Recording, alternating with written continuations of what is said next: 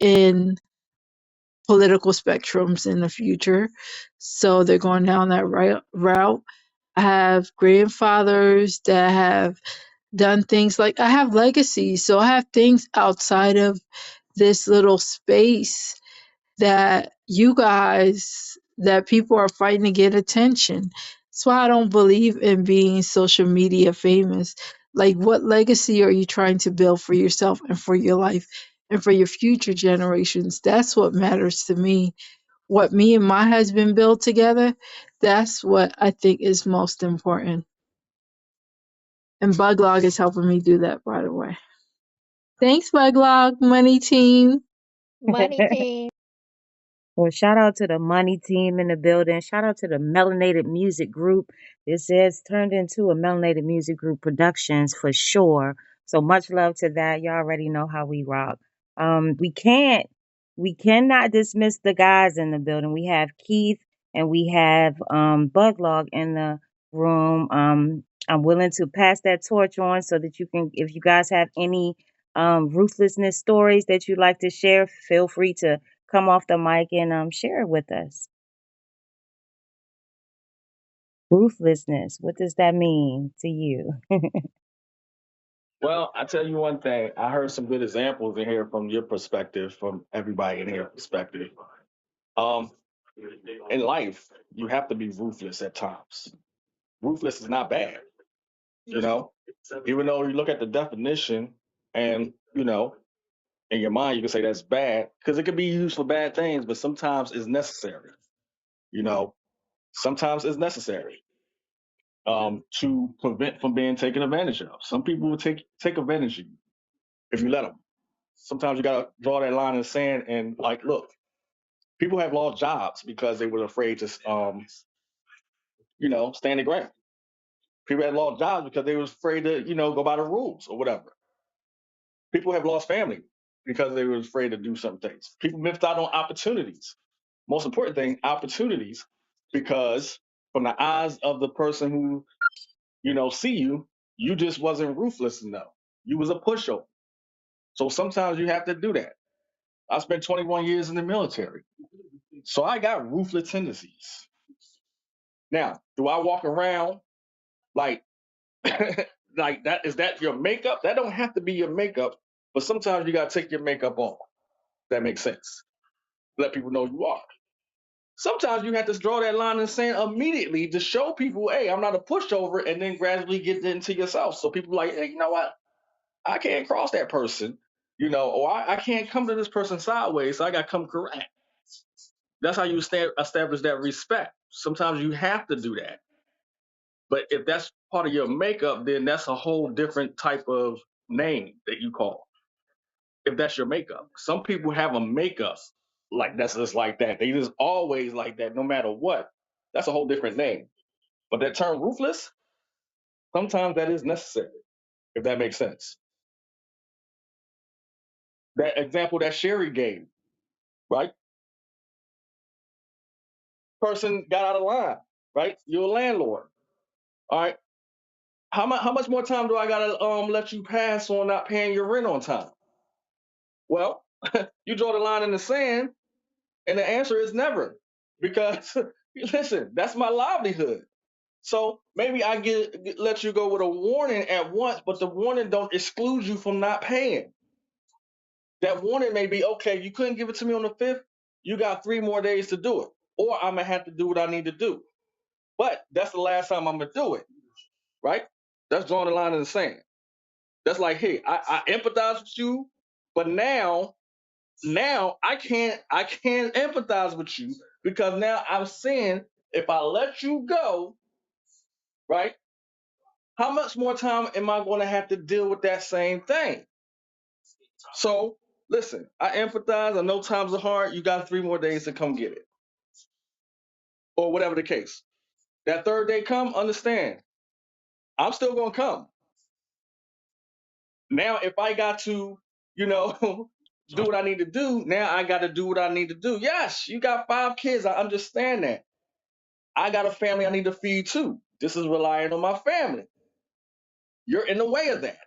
So now, If it's a decision between me and you, I'm going to choose me all day because I can't go to my family and say, listen, the light ain't going to be able to be paid this time because I had to let this person do this, blah, blah, blah, blah, blah. Because guess what? That light, that person, that utility company, they don't want to hear that. They're ruthless. They are ruthless. They will say, okay, I get it. But they may even say the same thing. We'll give you one more day or we're going to have to cut the lights off. Think about that. So, to prevent that chain reaction, you have to draw that line in the sand, right? And say, look, I get it, but I need this right now or whenever. And then I'm going to have to do what I need to do. Once you set that boundary, they understand. No, I can't do that anymore. Now you don't have to be ruthless because they understand. They understand. But to get somebody's understanding or intention, sometimes you have to pull that card out. That makes sense. I've been there. So I've been there before. So I land on that. I know I talk too much. I land on that. Ruthless. That's women. I would imagine women have to be ruthless sometimes because some men don't get it. But um, when you talk about ruthless, uh, that's kind of well, I had a situation. Well, in my career as a title business developer, marketing all over the nations. A lot of times I would get business, and they probably will send it into the office, and I wouldn't get the credit. Other people will get the credit. So I always thought that was the ruthless to take credit for something that you didn't do, or commission or money. Um, I wouldn't do it, but other people, have no problem with it. So, uh, but ruthless is it's kind of, I don't know if a lot of people can be ruthless, because what my brother was just saying is that that's a necessary bill that needs to be paid. So that's not ruthless. That's necessary. Um, when you're ruthless, I think that you are taking something that's not yours, or um, you self-centered. You don't have any empathy or sympathy for somebody. But what you guys are talking about is something that needs to happen when somebody call you out your name, or say something to slander your character or something like that. Then I think you can get to a point where you can have ruthlessness for, I guess, conversation with someone and telling them how you feel. I still don't think that's ruthless.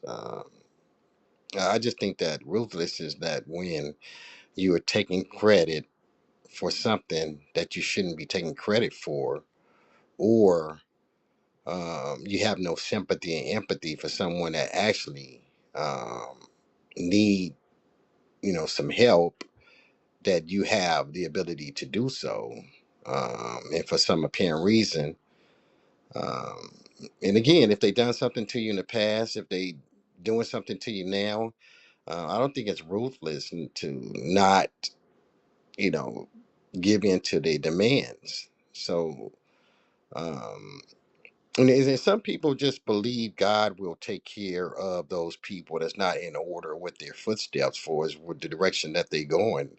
I heard somebody said, I don't know if it was Alvina or not, I'll just leave you alone and go somewhere else. I won't, but when it comes to money and necessary things that you need, and you have a contract or an agreement with someone that was supposed to do something for you monetarily, and they doing, I mean, I ain't gonna say they purposely not paying you, but I guess the urgency is not there, and they showing a sign of disrespect. And I think that's the part that you have to, like you said, put your foot down, put a line in the sand. Hey, this is affecting my family, this is affecting my lifestyle, this is affecting something that I worked hard for. So you do have to tell somebody no, because people will, like Joyce said, people will use you for their own self benefit,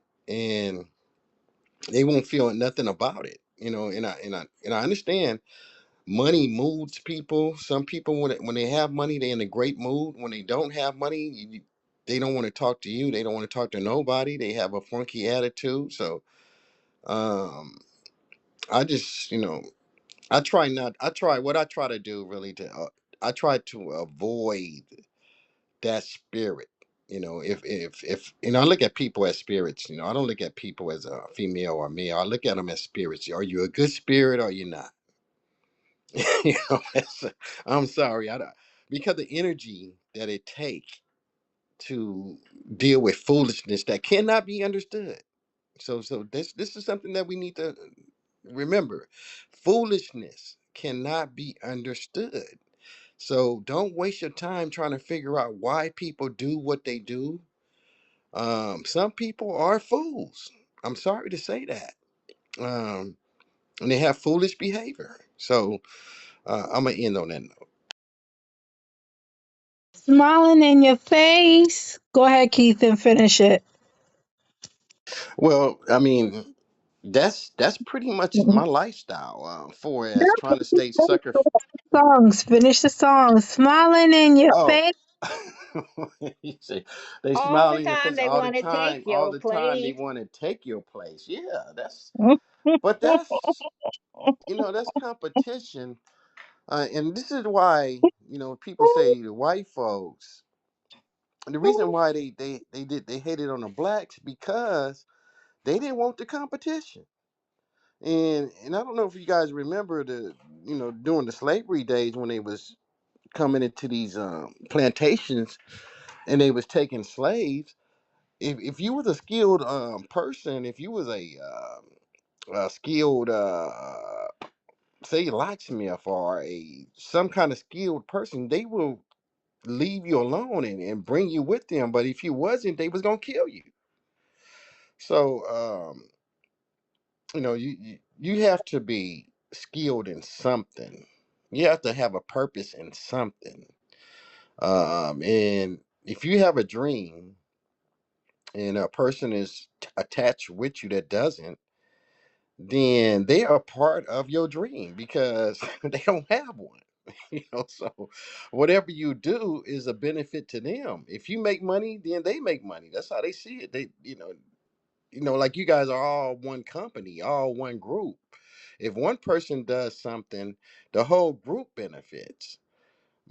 But when you a solo act, and I heard this earlier, black people they start to look at you and hate on you, and I've been, black people hated on me, because and the reason why I understand because of what I want to do is understand why. So I understood you already had things in place, and here this new title rep coming. We already have a title rep. And title rep, the company is paying for our lease. They gave us a copier. They're giving us Laker tickets. So Keith, you got no shot. You can come in here and you can say, "Hey, I'm gonna show you guys how to make money. I'm gonna show you how to market to the people that can use the service, and I'm gonna show you when to market, how to market. I'll show you all." Now, once you start getting business, if I don't know that these people have a backdoor deal with you, and a contract come up, and you don't put me down as a title rep, and I'm gonna ask you, well, I got the title profile for you. Well, Keith, I can't give this deal to you. I want to know why. Now, I would have to search and find out. Oh yeah, they giving them Lakers and Clipper tickets and Raider tickets, and they flying them all, on a private jet across. I didn't know that, so I felt like I was being used. So you know, that was my career. When I went to start my own title company, I went to the black folks. Of course, I went to them and I said, "Hey, we need 50,000 to start a title company." And they plain said to me, "Niggas can't work together." And I left. And then they started, "Why did you leave?" What? Why did I leave? So it's all how you see it as an individual. Your brand, your character, your business. How do you like to see it operated? How would you like to see the people respect it? You. Do you have to be ruthless? Because I know women don't have no problem. Because if men come up to them, hey, hey, hey, hey, whatever, they might be wearing something really, really nice and really, really looking good and everything. And some character come up to you, hey, baby, what's up, and they keep on asking you, and you trying to be nice and say, thank you for the compliments, but I'm married. And, well, is he married? Just so sometimes you have to say, you do. You telling your age. You telling your age. You do have to I be heard that one ruthless. before. Man, I'm gonna close my mic because I'm 62. You're right. I'm telling my age, because I done seen it. I've been involved with these people. I'm retired now, so I can kind of like choose what I want to do. But yeah, you do, and I agree with the brother.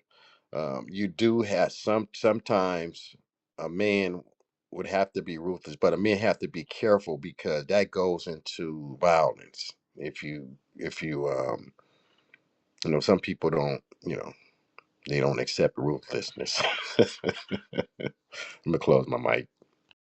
And just to reiterate real quick, with that ruthless, it doesn't have to be indignant. It's how you do it. Like, like I said, I had to, been in the military and been in a high position in the military. There were decisions I had to make where I couldn't care about what this person's feelings are. I got to do this now, you know. Um, so, but the way you did it makes a difference as well. And then you can sit back and say, "Dang, that was kind of cold," but I had to do it, Right. or it's And that's what or this it's going to be done to video. me. That's Oh, go what ahead. Sorry. Go ahead. strategic. Just a couple words. That's what the video or the audio spoke to, was strategic ruthlessness, and that's what you are speaking on right now. So I'm gonna mute my mic. Exactly. So So it I doesn't got have to be. It doesn't have to be like rude, because I know when we hear certain words like ruthless or um, malicious or this and that, we can think in our mind the worst case scenario. He came, busted the door, grabbed, and became violent. It don't even have to be like that, right? It could just be as simple like I had to write evaluations, right? And I couldn't. When you write an evaluation, especially a negative evaluation, it has to be done in a way where, you know, put it this way. If I write in an evaluation, this person has potential. Potential is a negative when it comes to going up for evaluation. Because guess what? Reality is an animal has potential. If we're going to be like an animal has potential, but that doesn't mean they are efficient. That don't mean they are cut for the job. But with, you know, direct supervision, we can get this person to do their job. Now, I'm saying that this person has potential. They would do very good under direct supervision. That means they're not self-sufficient. That means you got to waste most of your time hanging over this person for them to do their job. That is not a great evaluation. That's terrible. That's ruthless. But it's the truth. So, but I didn't come off as if like I could have used other words that could have been like, dang, you could have been a little softer than that. But when you use word potential and direct supervision under this, that's ruthless. And and when a person reads that, and if they understand they've been around and read that eval, that actually hits them hard. Like, God, now I'm not gonna get promoted. What can I do? Sometimes you got to do that. Sometimes people have to recognize because you might have told them that, hey man, I need you to do this, that. Okay, I'll do it. They dragging their feet, they still don't do it. You every time you turn around, you're telling them. Now when you write that on paper, because now at this point, you got to do it now. The cold truth. Cold truth could be ruthless. Now it's on paper. Now that's part of your record. Hopefully now that'll get you back on track or on track to do well. I had an evaluation like that. It hit me like a brick. From that point forward, I never had an evaluation like that again. You remember that term? I can show you better than I can tell you. That's what an evaluation does on paper. I've been telling you this. Oh, okay. You don't believe it. Okay, all right. You're up for promotion. Okay, let me write this down. Maybe if you see it in paper in words, you get the picture. Because I try to be nice. So yeah, professional ruthlessness. I'm on mute.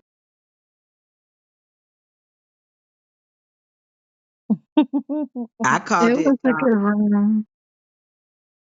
Go ahead, Patrice. I was just saying it's a good room. Yeah, it is. And I was going to say too, I called it strategic, and I think I like that word better. I used to work for Union Bank, and I worked in that particular bank for like 5 years. It's in Redondo Beach, where the community was predominantly white. All the time that I was there was two black people who, no, one black person who did a loan there, and one black person who came to open up a corporate account, and the white manager.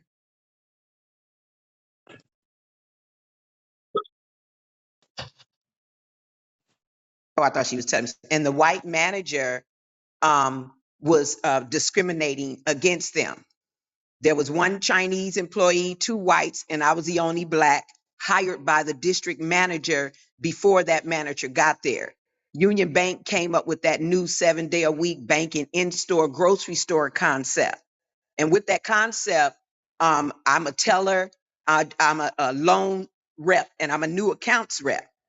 So I see these people coming in and getting ready to do the transactions. Now, uh, they discriminated against one black guy working for a post office by not giving him his checks, by taking long on a loan account he had. And the Asian guy was working on the loan. He came to me and well, actually, let me step back. The manager who was white didn't hire me. The district manager did. She probably wouldn't have never hired me. We're all supposed to go to loan training. She sent everybody, and this is not me being a crybaby. She sent the white, and only the white ones went, and the other people were told it was a delay. And even myself, she was told me that it was delay. Well, she had to go have a hysterectomy and went on a 6 month leave. But before she left, she said that our branch couldn't do loans because she wasn't there, and that the loan department is very strict and they don't allow people to, if you don't know what you're doing, to call in. Well, she was gone 6 weeks and doing on a hysterectomy, but at the beginning people were getting turned away for loans. So what I did, and I knew I was going against what she wanted because I really didn't believe what she said, because I knew she was a racist and I knew she was delaying sending me to the class. She gone. So I called the loan department that she said you cannot call because they don't tolerate anybody not being knowledgeable. I spoke to the person I heard her mention all the time, Pete Navarro. I talked to him. I said, "Oh, our store is losing lots of money, and I'm just calling because I don't want us to lose this money. And I was wondering if you can help me with the loan step by step." He said, "Sure, I'll help you with the loan." See, she lied. While she was gone in that 6 weeks, short story short, I became the top salesperson in the store, and they paid you a threshold, and it was called whatever they gave you a percentage of all the loans you did, Union Bank. So she saw this big threshold check come through for me. She looked up and she's wondering, and I said, "Oh, well, while you were gone, I called Peter Navarro and I explained to him we were losing." I talked dumb down. I explained to him that we were losing money, and so he said, I asked him, "Will he help me for loans step by?" You called Peter Navarro? Yes, I did. The white lady stormed out of the bank outside smoking a cigarette, beat red. She just defeated, because now I'm getting this money. Now she's walking around just fuming. If you could see smoke coming out her nose, it's coming. But watch this. About 2 weeks later, because I'd already planned it, I opened up my pager business. So I was leaving the company anyway. So what I did is I documented the person who they discriminated against with the car loan, and then the other person who is now my friend after 30 years, who opened a corporate account, who she gave a hard time. She happened to come back in. I saw she gave her a hard time. I did an exit interview and I went to the corporate of Union Bank. And I said, I'm leaving and I feel forced out of a job. So I want y'all to pay me. You can put it in the form of a severance pay. And he said, oh, well, we don't have such thing, right? I said, well, I feel forced out of a job because I don't like this particular person and her behavior and how she's treating people. She go, oh, she just says such nice things about you. But the only reason she said nice things about you because I'm the top salesperson in that store and all the district managing people like me. So she had to, but she really never sent me to a class. And I never went to the class. Asked me when I left that. No, the man said, well, you're not forced out of a job. We'll give you the Ladera office over in the Union Bank office in Ladera. I said, oh, you know what? I already signed a lease and obligated myself. He was like, okay. So I left and don't ask me if when they gave me my pay, they gave me a large sum of money. They weren't sure, and I left them unsure what I was going to do with that discrimination documentation that I had.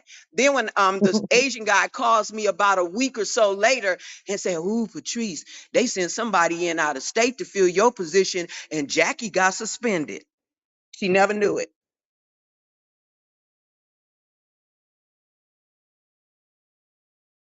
Wow. Stop there. She went on mute. Oh yeah, yeah. I went on mute because saying I thought that was strategy. I didn't argue with you. She had got people fired who would say she was racist, and she'll say, oh, he late all the time. I didn't do none of that. She liked me, and I knew you didn't like me. I went along with you liking me because this company, Union Bank, liked me. Right? I went along with you, but all along I was behind your back Mr. Priest is telling the main funny. office about who you are. They paid me not to tell what you did in that office, and then you end up getting fired. And I never even cracked her. She didn't see me sweat not one time. I thought it was being strategic. I've had to do that multiple times in my life. I tell people I wasn't always old and chunky. I worked in Beverly Hills. I worked for Bank of America, Union Bank. You should see them white men coming up after you and trying to get with a black girl and think they running gang. Girl, I'm from South Central. Give me them dollars and let me keep on moving. You get nothing from me. Let me stop telling all my business. Let me go on mute real quick. Ooh, that sounds like a mini series. Right. Strategic. Oh, yeah, because let me tell you something. I wrote a little short thing. It's called Fly Girl, because what I learned in Beverly Hills Strategic and what I is learned, I worked a short time from Bank of America. They wanted me to retain the accounts with the Southwest Savings Loan. That's when the NRA stuff came on. I worked for Union Bank. My grandfather is Alvin Boutte. He's the first black owner of Independence Bank in Chicago, Illinois. Got sold to South Shore. I used to play downstairs in the bank. Um, Dang, I forgot what I was going to say. Let me go back on mute. I had a senior moment. I was going to say something. Once I learned when the bank had to go into receivership, when the banks had to go into receivership, and I started seeing achievement accounts and start seeing how they had to close the accounts and change the vestings and how they were doing stuff to move the money around to make sure they was FDIC approved. All that I learned in banking, all that I learned in the loans, and I'm talking even the things, the loopholes and the things that they did wrong. Look, this was back in the day during the drug dealing days when the real estate agents need to know how to set up a profile for the underwriters so that the bank